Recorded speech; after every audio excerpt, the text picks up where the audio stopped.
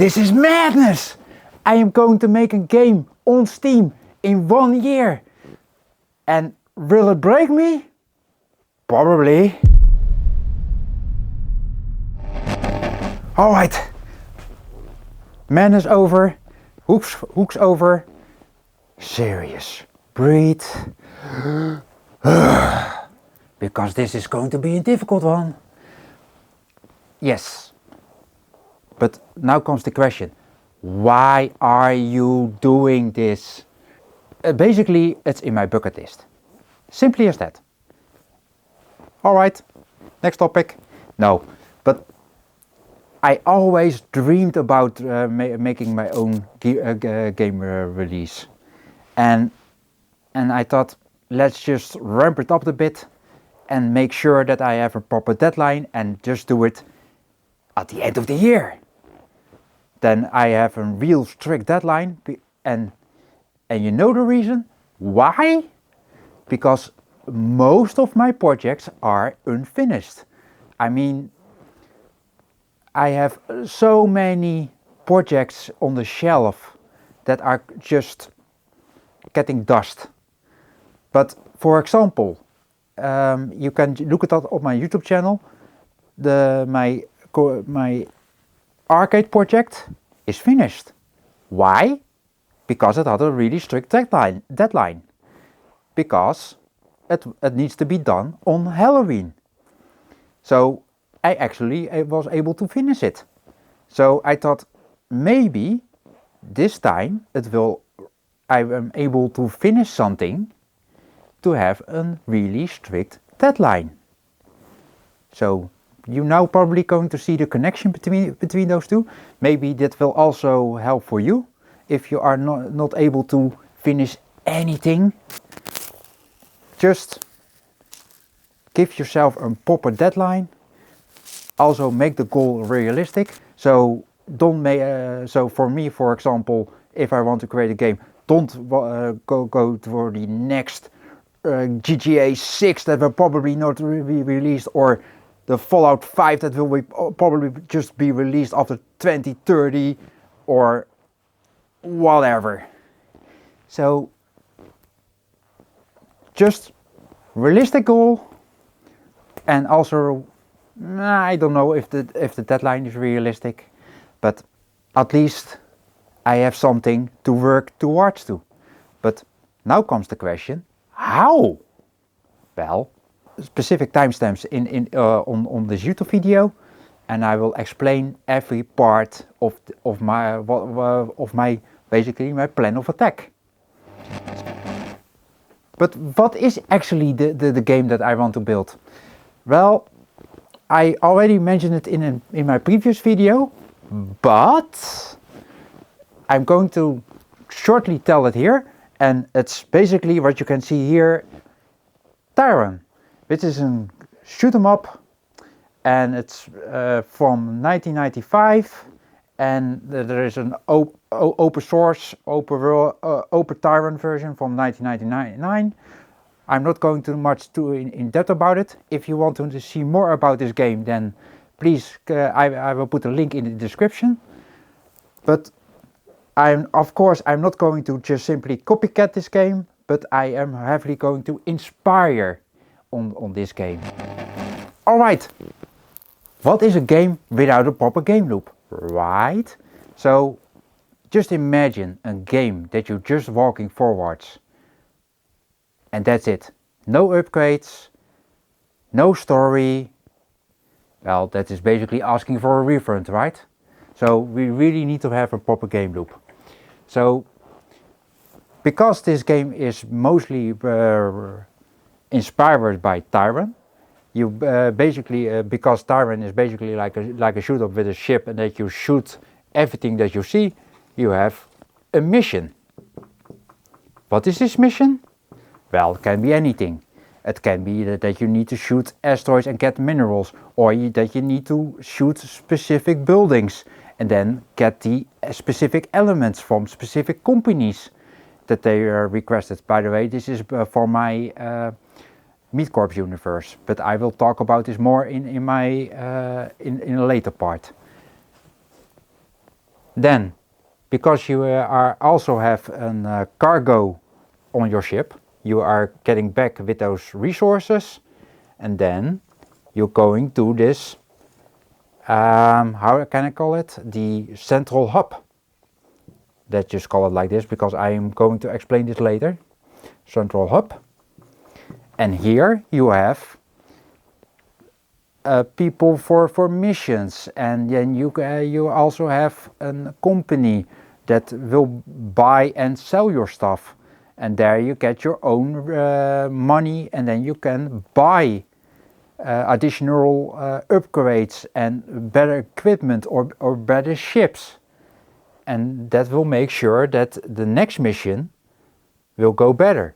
So then you're basically going back to the mission again of your own choice, and that's basically the whole game loop. So the game loop is quite simple, but of course I will make a whole story behind it, but I'm not going to go too much in depth about it because I'm going to explain this later. But the main key point is here for the game loop is that you do a mission, it fails, it goes bad, and you think, maybe I should upgrade this upgrade, or I should do this maybe better. Then you can upgrade your ship and then do it again. And then when the mission succeeds, then you get dopamine and you are happy. That's the goal, and that is not asking for a refund, right? So that's the main goal behind this game loop systems. But yes, you are talking about ship upgrades and more. Well, allow me to explain in the next part, because I am now going to talk about the collectibles. And if I'm now going to run my prototype, you can see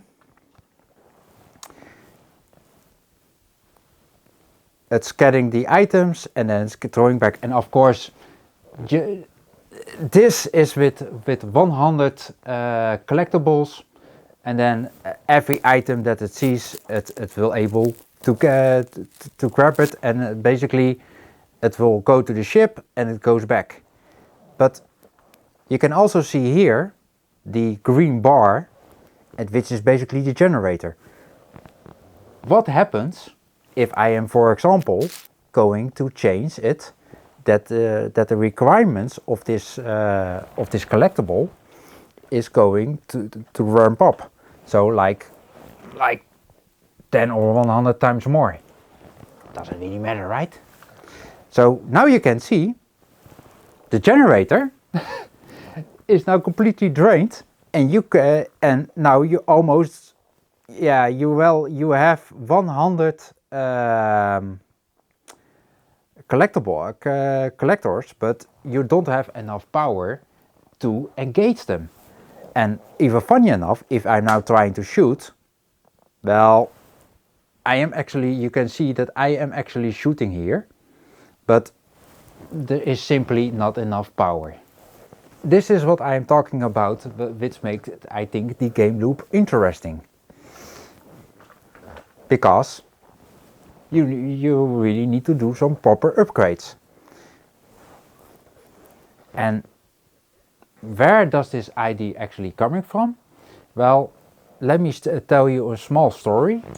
Because every time when I am going to bed, I am actually watching the YouTube channel The Real Civic Engineer and Greysteel Plays. If you know them, give a shout out, but they are really large channels compared to mine.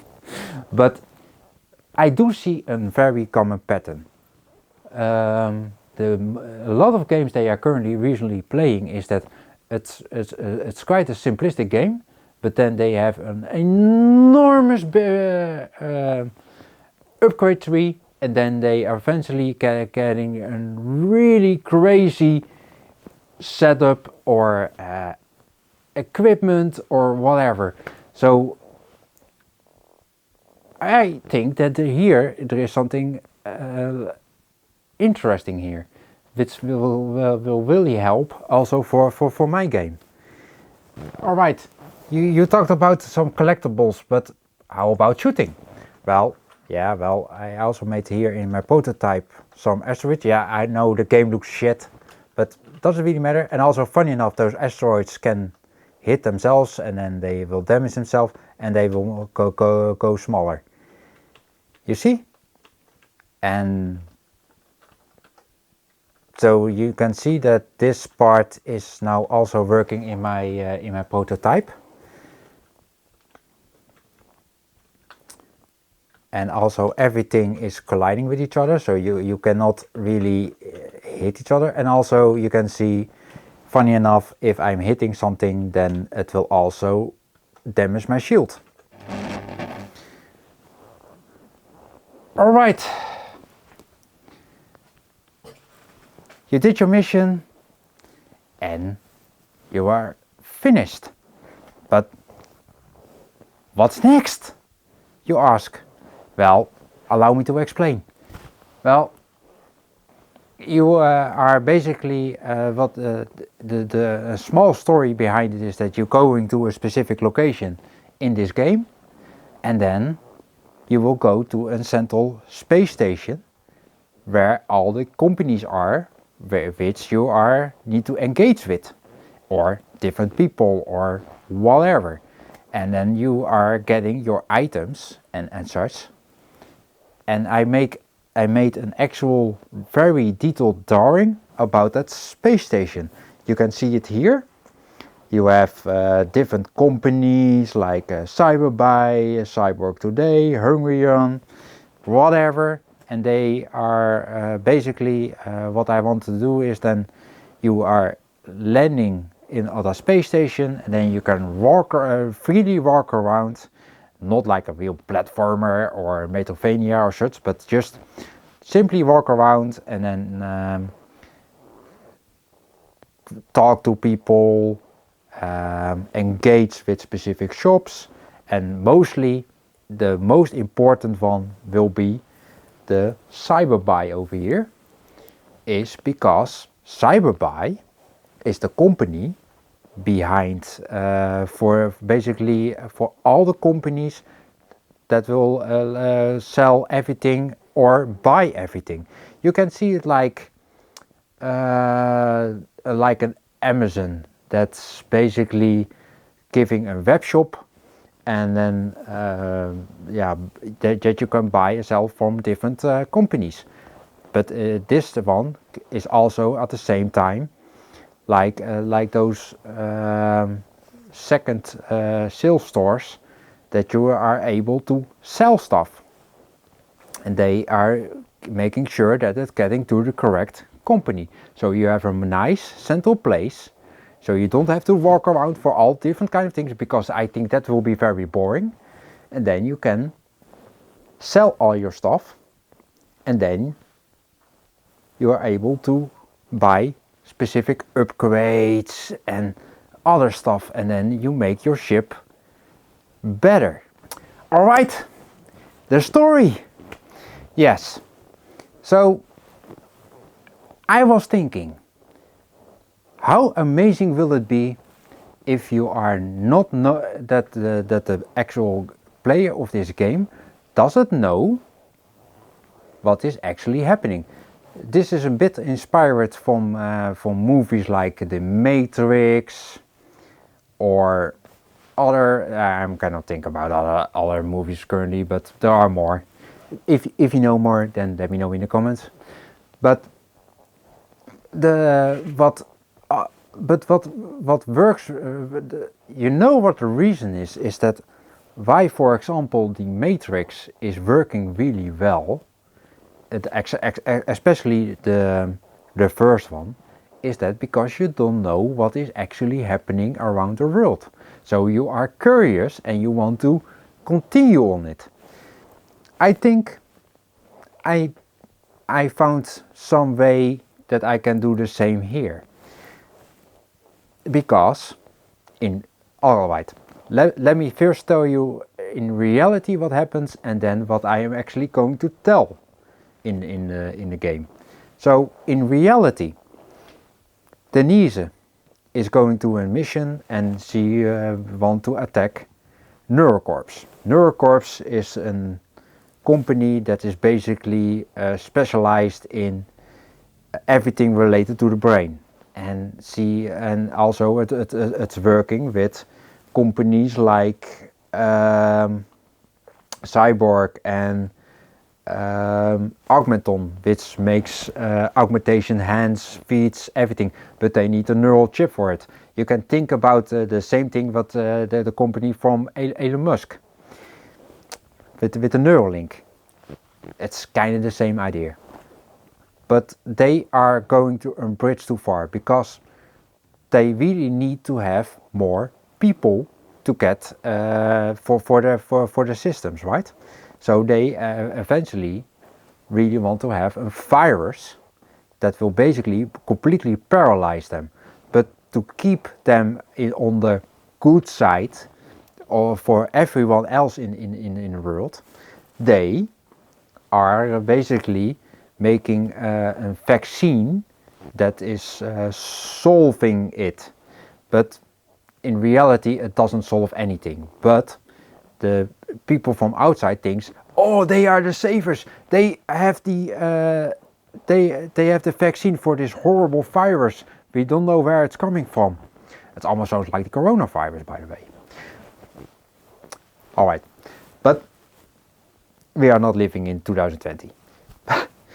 But anyhow, this virus is not working always. So they need to think about how we get more victims and more training data and such.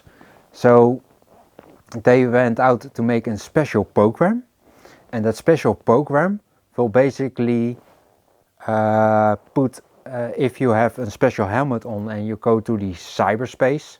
Yes, I know it's a cyberpunky game. I've completely forget to mention it, by the way. But then they are able from remote to completely paralyze you and get your mind trapped to them, and they can also manipulate your memories and such. And this is exactly what happened to Denise, because I forgot to tell a very important person in this whole story, which is called Barry. And Barry needed to make sure that everything was safe and such, but he failed, and somehow Denise got trapped in Neurocorps.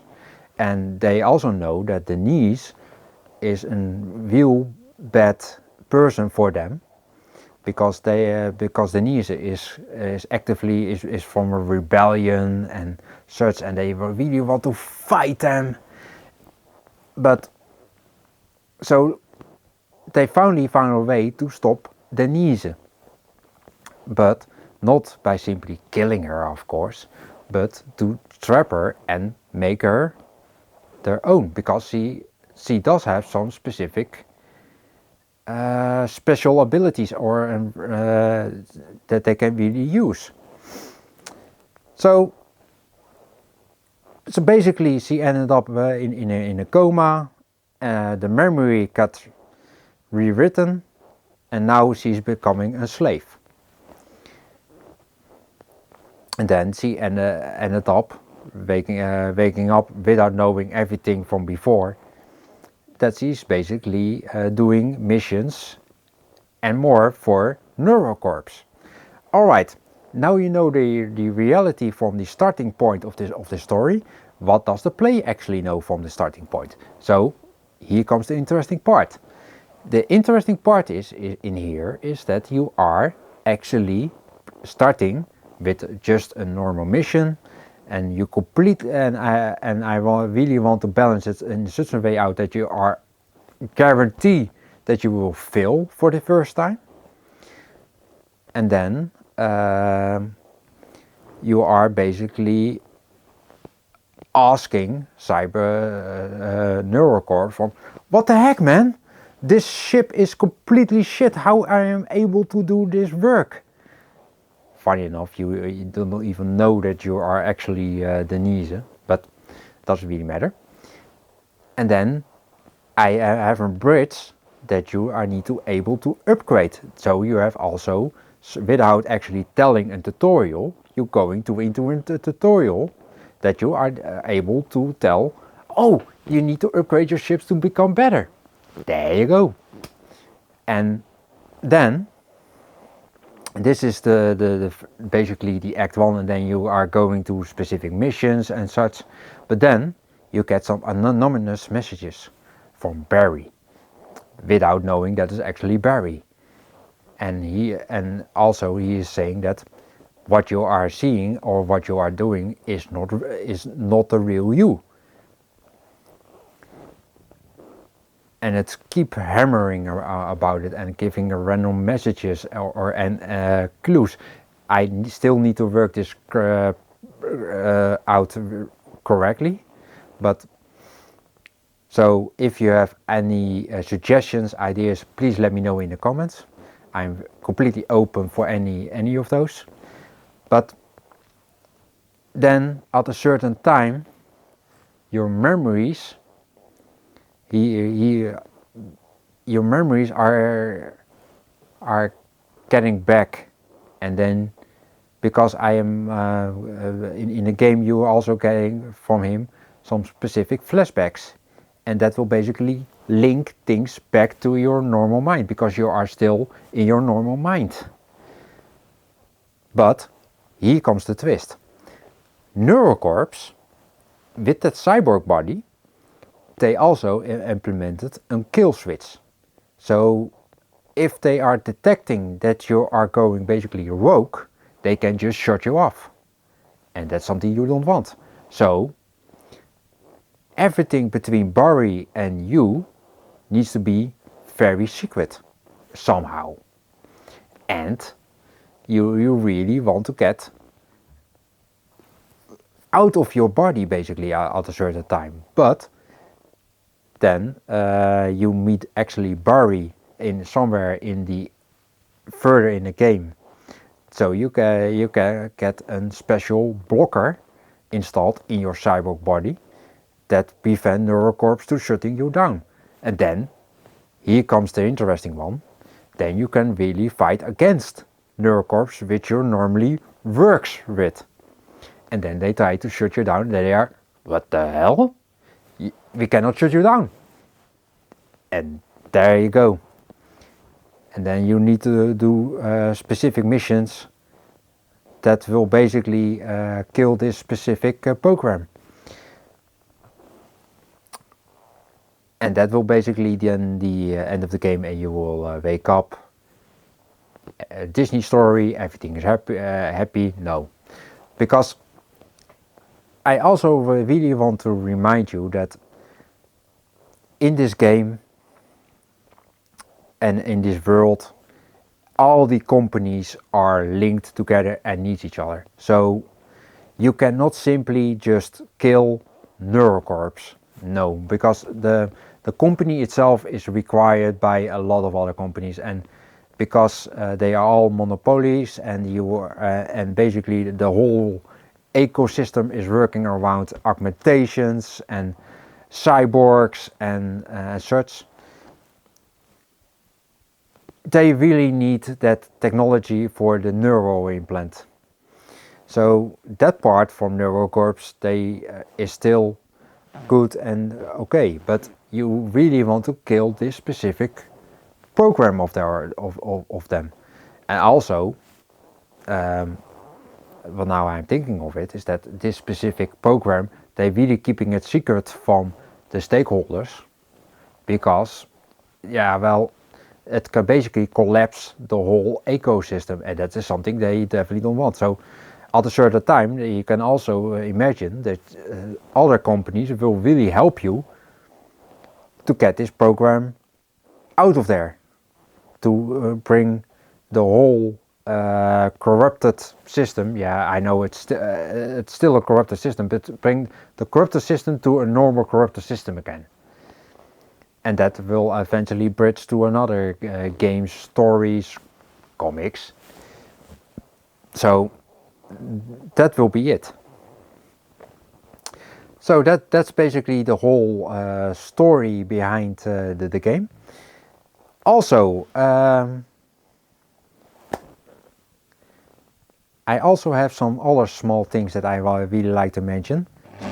Currently, Fallout is really a hot topic because of the show on Prime, which I also by the way follow, and I'm also following all the lore, and it's just amazing. So, but I was actually thinking about something interesting.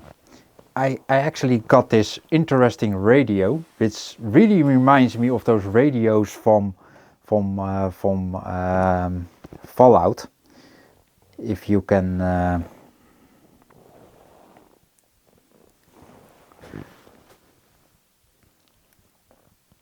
So, and I was this radio is from 1930s, and it is working, which is the most amazing part. But I still need to figure out, because there are some connectors on the back, that I am able to wire it up to modern devices for audio. And how amazing will it be that I can play some specific songs from from Fallout, like the ink spots with, I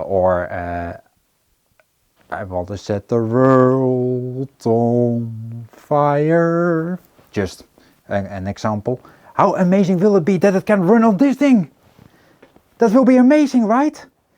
If there's something that you are really interested into, and if you really want me to do this, then please let me know. Then I will do it.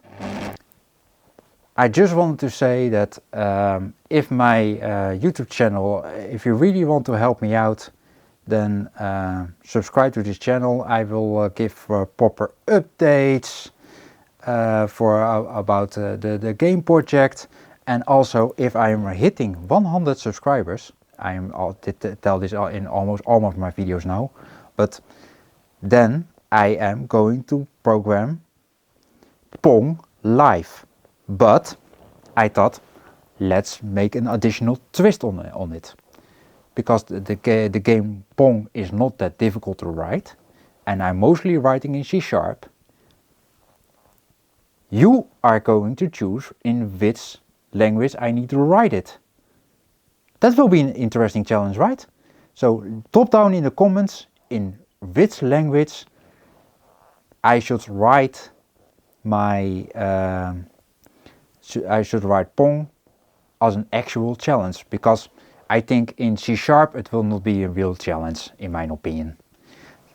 But I think personally in a different, just something like Rust or C or Python, Pascal, Visual Basic, doesn't really matter. Just go nuts and tell me, and I will do it. If I see a very popular one coming up, then I will do it. But only when I'm hitting 100 subscribers. Alright, thank you for watching, and I will see you the next time. Bye.